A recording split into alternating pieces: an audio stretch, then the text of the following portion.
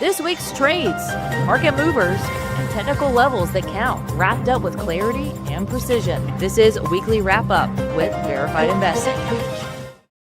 Hey everybody, welcome to this Friday weekly wrap-up. My name is Gareth Soloway, Chief Market Strategist here at VerifiedInvesting.com, and what a day it was. While the S&P was only down slightly on the day, the cracks continue to widen based on technical analysis. Again, this was a week where you had the Federal Reserve, you had big earnings, everything was setting up for maybe a push through massive resistance to new all-time highs. That did not happen. We get one more chance next week. If we do not, this market has a 10% plus correction written all over it. And today we saw over 10% just in silver alone. Silver dropping 28% on the day, peak to trough, yesterday's high to today's low, 40% drop. Let's dive right in. Here's your silver candle. This is your daily chart, folks.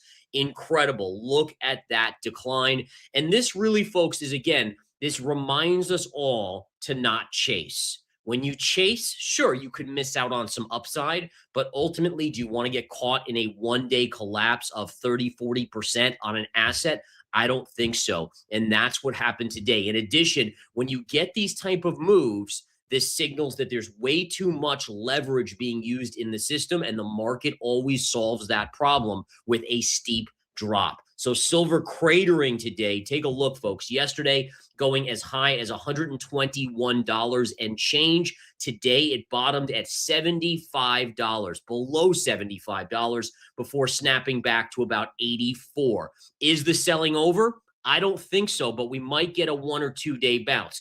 Technically speaking, silver, take a look. You are into a zone of support. So you can see right here, see how price was grinding up, then had a big green, red, big red, and choppy before it broke out again. That's where you found support. That's how technical analysis works. And so in the short term, yes, I think there could be a bounce next week. Do I think the selling is over on silver? I don't think so, guys. So again, we'll continue to monitor and see how things go. A couple other things to note.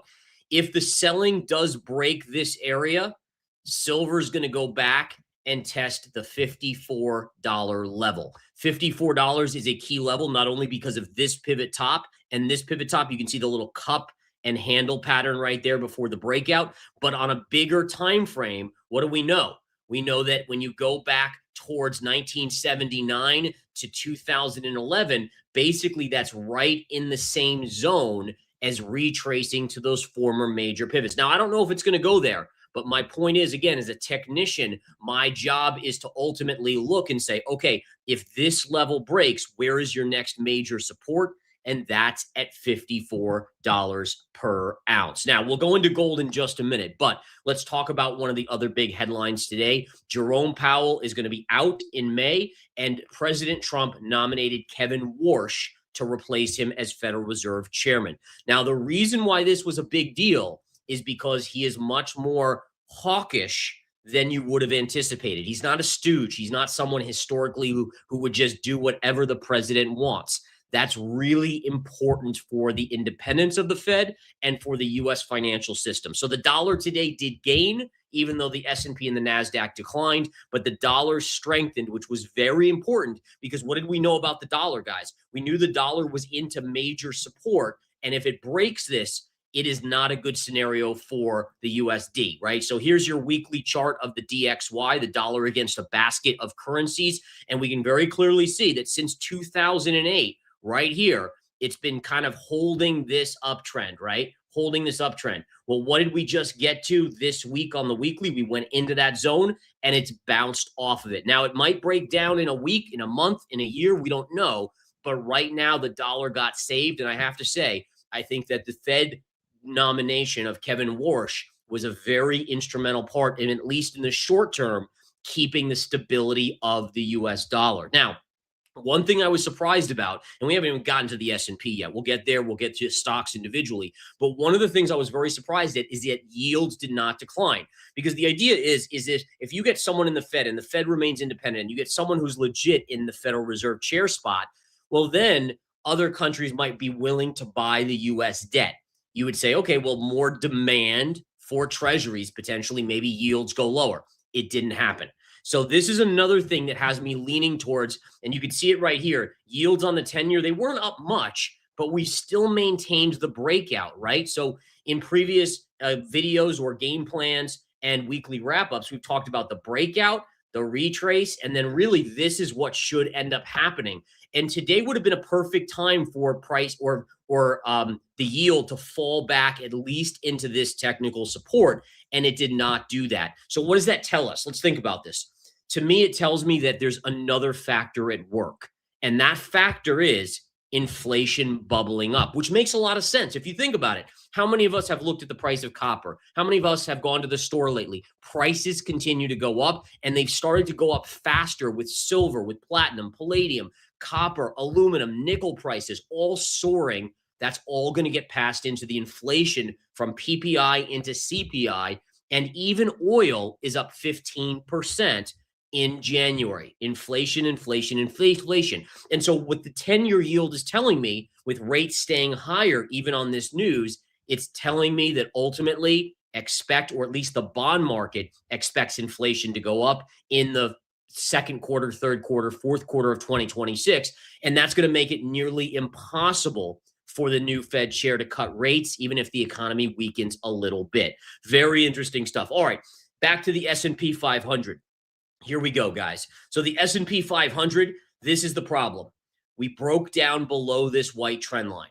And you had every chance this week, including on Wednesday when we opened right into that white trend line, to push above. And the markets could not. That is not a good sign, guys. Again, part of that was Microsoft earnings and even Apple earnings. I mean, even Apple, right? Apple had earnings. It basically ended flat on the day. A lot of these earnings, unless it's specifically AI driven, are falling flat. And the market is only going to wait around so long to try to recapture this area. And again, for those of you that are new, here's your big yellow parallel, which has marked every major high and low in the stock market since the COVID low in 2020. All right, then we say, okay, well, we tagged it here, and then we haven't tagged it since. Then we have this upsloping trend line since April. We, again, look at the beauty of this, right? So it hits it, and breaks, and then retraces. In technical analysis, this is the most likely outcome. And you can see it's trying already. Now, the reason I say this market has one more chance next week is because next week, number one, we'll get the jobs report. And number two, we still have Amazon and Alphabet that will report earnings, including AMD and some other secondary tier companies. If for some reason these earnings can be fantastic and maybe the jobs report is just right, maybe this market can break through this level. But odds, probabilities are not on the side of that happening. Just be aware. All right. Just like I was saying about silver, being very careful about silver, and look at what happened to silver. Again, here we have it. We have to get through this zone right here to get into price discovery mode. And again, next week, I would say with the remainder of the big earnings and the jobs report, that's your last chance. If that doesn't happen, I honestly think within 1 to 2 months, we're going to fall all the way down to the 2024, 2025, early 2025 highs right here, all the way down to about 6,100 on the S&P. That would be about an 800 to 900 point decline on the S&P 500. NASDAQ, same issue, no different. Same trend line. We hammered it again and again and again and again and broke. And then look, right back to that level, and it's gotten rejected. That's TA for you, Technical Analysis 101. Classic breaking support now becomes resistance. Now, again, same sort of deal. Let's see what happens next week on the markets. Maybe, just maybe, it can be saved. I'm not optimistic, but obviously price can always prove me wrong. Now, some other worrying signals. So number one, NVIDIA hasn't behaved well. Broadcom's hasn't behaved well. Oracle's a disaster, right? I mean, even some of these others, the one group that's really been doing well has been the memory chip stocks like SanDisk and WDC. But today, SanDisk gapped up on earnings, a massive gap up, and it reversed. And at one point went negative. It did end up closing green, but these type of candles are topping candles. Not good at all. All right. So again, we'll see where this goes. But my guess is you have a top on SanDisk, WDC got crushed down over 10% on the day.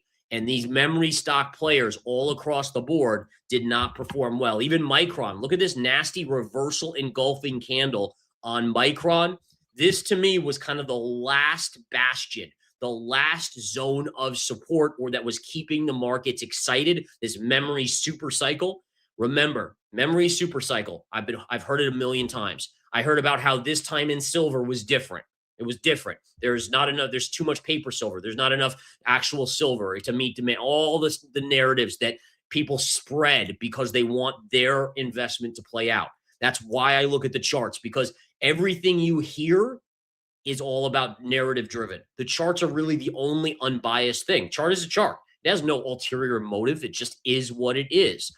We follow the charts. At least we're more likely to be successful.